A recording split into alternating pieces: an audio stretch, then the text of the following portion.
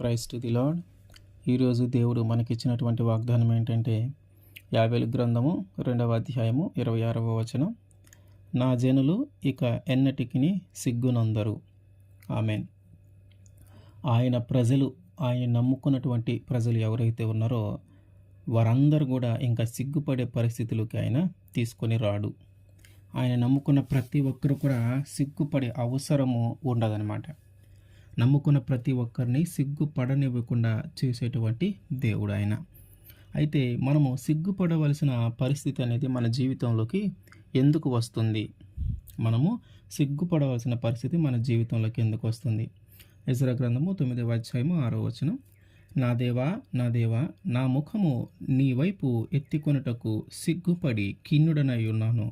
మా దోషములు మా తలకు పైగా హెచ్చియున్నవి, మా అపరాధములు ఆకాశమంత ఎత్తుగా పెరిగి ఉన్నవి.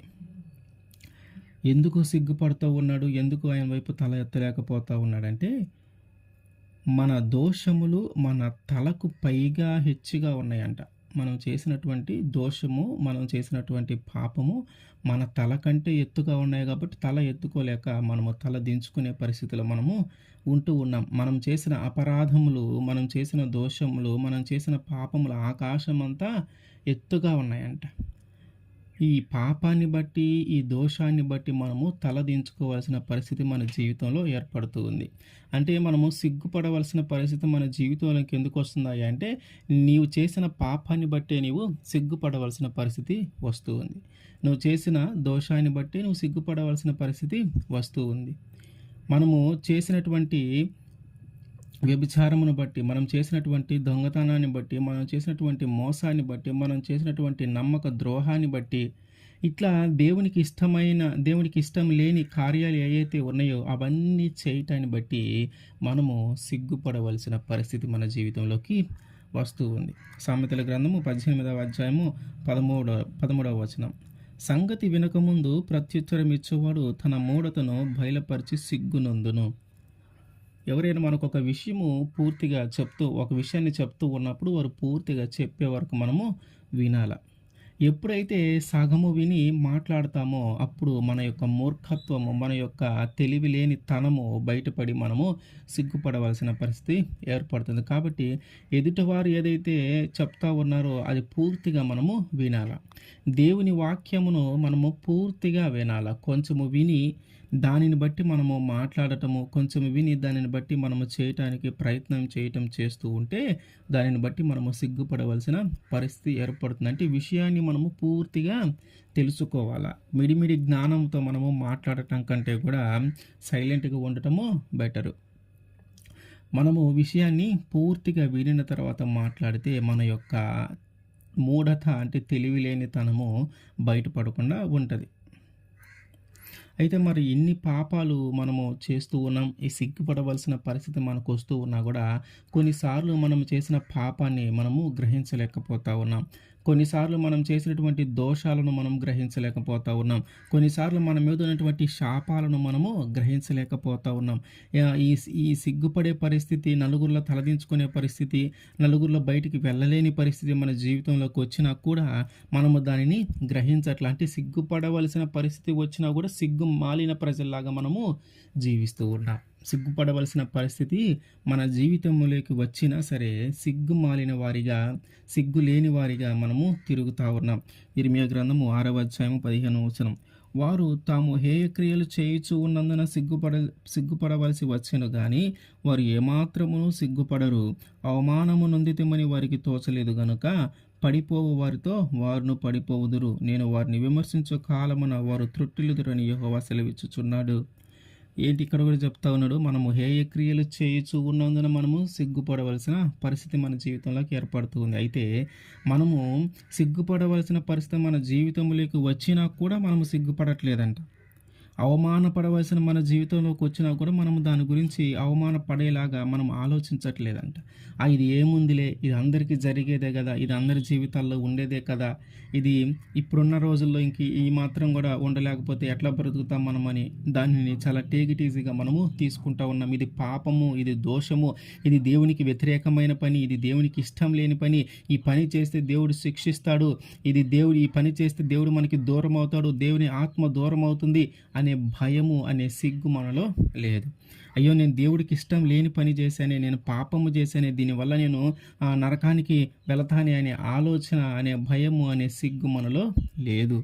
దేవుడు ఏం చెప్తా ఉన్నాడంటే, నువ్వు చేసినటువంటి పనులను బట్టి, నువ్వు చేసిన పాపాన్ని బట్టి నువ్వు సిగ్గుపడవలసిన పరిస్థితి ఏర్పడింది కానీ నీ జీవితంలో, కానీ నువ్వేం చేస్తా ఉన్నావు అంటే దాన్ని చాలా లైట్గా తీసుకుంటా ఉన్నావు.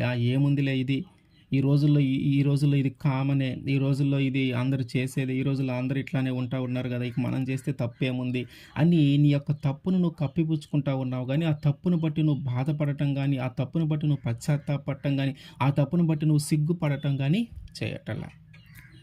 మనము సిగ్గుపడవలసిన పరిస్థితి మన పాపం వల్ల మన జీవితంలో వచ్చింది కానీ మనము దానిని గురించి ఆలోచన చేయకుండా దానికి మన ఇష్టం వచ్చినట్టుగా మనము జీవిస్తూనే ఉన్నాం. కారణం ఏంటంటే ఆ పాపాన్ని నువ్వు గ్రహించలేకపోవటమే. ఈ రోజుల్లో ఇది కామనే, ఈ రోజుల్లో ఇట్లానే ఉంటూ ఉన్నారు కదా అందరూ. ఇట్లాంటి పరిస్థితి, ఇట్లాంటి మాటలే మనము చెప్పుకొని మనల్ని మనము సమర్థించుకొని మనం ఏం పాపము చేయట్లేదు అని మనమే సమర్థించుకుంటూ ఉన్నాం. కానీ దేవుడు ఏమంటా ఉన్నాడంటే, నువ్వు చేసిన పాపాన్ని బట్టే నీకు నీ జీవితంలో సిగ్గుపడవలసిన పరిస్థితి ఏర్పడి ఉంది. కానీ నీవు దానిని గురించి ఆలోచించకుండా, దాన్ని లెక్క చేయకుండా సిగ్గుమాలిన వారిగా మీరు జీవిస్తూ ఉన్నారు. జెఫన్యా గ్రంథము 2వ అధ్యాయం 1వ వచనం. సిగ్గుమాలిన జనులారా కూడి రండి, పొట్టు గాలికి ఎగురునట్లు సమయము గతించిపోవచ్చున్నది. ఏంటంటే ఈ సిగ్గుమాలిన ప్రజలు ఎవరైతే ఉన్నారో వారి గురించి మాట్లాడుతూ ఉన్నారు దేవుడు. ఏమనంటే సమయము గతించిపోవచ్చా ఉన్నది, మీరు త్వరగా రండి. ఎక్కడికి రావాలా? యేసుక్రీస్తు వారి దగ్గరికి రావాలా, యేసుక్రీస్తు వారి మందిరానికి రావాలా. యేసుక్రీస్తు వారి దగ్గరికి వస్తే అప్పుడు ఆ అవమానము, ఆ సిగ్గు పోతుంది. అందుకనే అంటూ ఉన్నాడు, సిగ్గుమాలిన జనులారా మీరు త్వరగా రండి, కూడి రండి, పొట్టు గాలికి ఎగిరిపోవునట్లు సమయం గతించిపోవచ్చు ఉన్నది. వరి పొట్టు మనం పైనుంచి తూర్పారబట్టేటప్పుడు గాలికి ఎగిరిపోయినట్టుగా సమయం అట్లా వెళ్ళిపోతా ఉంది. అంటే సమయం లేదు, నీవు సిగ్గుపడవలసిన పరిస్థితి నీ జీవితంలోకి వచ్చింది కానీ నువ్వు సిగ్గుపడట్లేదు, దాని గురించి ఆలోచన చేయట్లేదు, దాని గురించి నువ్వు పశ్చాత్తాపడట్లేదు, ఆ పాపాన్ని నువ్వు గ్రహించుకోవట్లేదు. ఇంకా సమయము లేదు, త్వరగా రండి, సమయము లేదు. ఎంతకాలము నువ్వు సిగ్గులేని వ్యక్తిగా, ఎంతకాలం నువ్వు సిగ్గు మాలిన వ్యక్తిగా నువ్వు జీవిస్తూ ఉంటావు, ఎంతకాలము నీ యొక్క పాపాన్ని నువ్వు గ్రహించకుండా ఉంటావు, ఎంతకాలము నువ్వు చేసిన దోషానికి నువ్వు భయపడకుండా ఉంటావు, ఎంతకాలము నువ్వు చేసిన పాపముల గురించి నువ్వు పశ్చాత్తాపడకుండా ఉంటావు, ఎంతకాలము అవమానము కలిగిందని తల ఎత్తుకోలేకపోతా ఉన్నానని, ఆ నలుగురు జీవించలేకపోతా ఉన్నానని ఇట్లాంటి సిగ్గు నీకు కలిగినా కానీ ఎంతకాలము నువ్వు దాన్ని గ్రహించలేకపోతా ఉన్నావు. ఇక సమయము లేదు, సమయము చాలా త్వరగా అయిపోతూ ఉంది. కాబట్టి ఈ సిగ్గుమాలిన ప్రజలందరూ కూడా కూడి రండి దేవుని సన్నిధికి. సిగ్గుమాలిన ప్రజలందరూ కూడా కూడి రండి దేవుని యొద్దకి. ఏం జరుగుతుంది మరి అక్కడికి వస్తే? రోమీయులకు రాసిన పత్రిక 10వ అధ్యాయం 11వ వచనం. ఏమనగా ఆయన యందు విశ్వాసముంచువాడెవడో సిగ్గుపడడని లేఖనము చెప్పుచున్నది. ఆయన యందు విశ్వాసముంచు వాడెవడునో సిగ్గుపడడని లేఖనము చెప్పుచున్నది. ఏంటంటే ఎప్పుడు మనకి సిగ్గు తొలగిపోతుంది, ఎప్పుడు మనకి అవమానం తొలగిపోతుంది, ఎప్పుడు మనం ఈ యొక్క పాపము మన నుంచి వదిలి వెళ్ళిపోతా ఉందంటే ఆయన యందు మనము విశ్వాసం ఉంచినప్పుడు.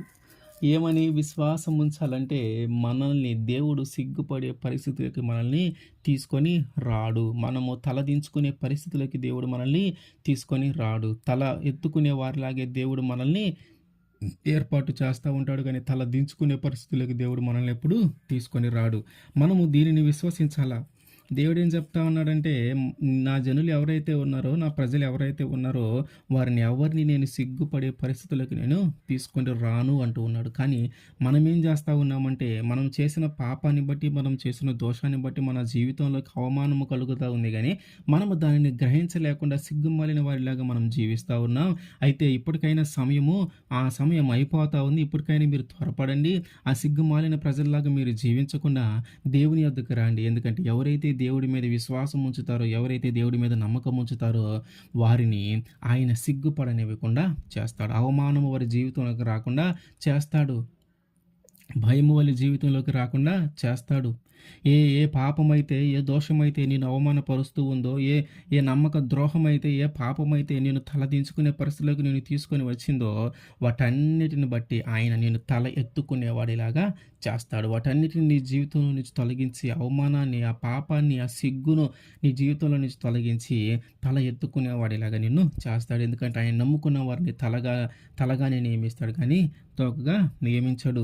యెషయా గ్రంథము 50వ అధ్యాయము 7వ వచనం. ప్రభువు యెహోవా నాకు సహాయము చేయువాడు గనుక నేను సిగ్గుపడలేదు. నేను సిగ్గుపడనని ఎరిగి నా ముఖము చెకుముకి రాతి వలె చేసుకుంటున్నాను. చెకుముకి రాతి అంటే అందంగా మెరిసేటటువంటిది. ప్రభువు యెహోవా నాకు సహాయము చేయవాడు. అంటే నాకు ఆయన సహాయం చేస్తాడని నాకు తెలుసు.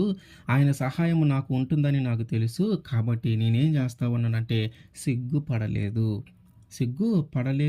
సిగ్గుపడనని ఎరిగి నా ముఖము చాలా అందముగా సంతోషముగా ఉంచుకున్నాను.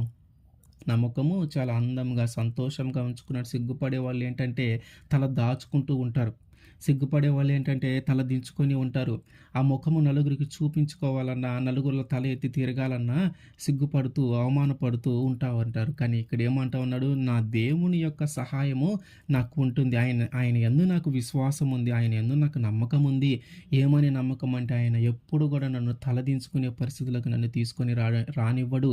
ఎప్పుడు కూడా నేను సిగ్గుపడవలసిన పరిస్థితి నా జీవితంలోనికి రానివ్వడు. ఎప్పుడు కూడా నేను అవమానపడవలసిన పరిస్థితులకు నన్ను తీసుకొని రానివ్వడు అనే విశ్వాసము అనే నమ్మకము నాలో ఉంది. కాబట్టి ఆయన నాకు సహాయము చేసేవాడు. కాబట్టి ఆయన నాకు సహాయము చేసేటప్పుడు నేను సిగ్గుపడవలసిన పరిస్థితులకు ఆయన నన్ను తీసుకొని రాడు. కాబట్టి నేనేం చేస్తూ ఉన్నానంటే సిగ్గుపడకుండా నా ముఖమును చాలా అందముగా సంతోషముగా చేసుకుంటూ ఉన్నాను.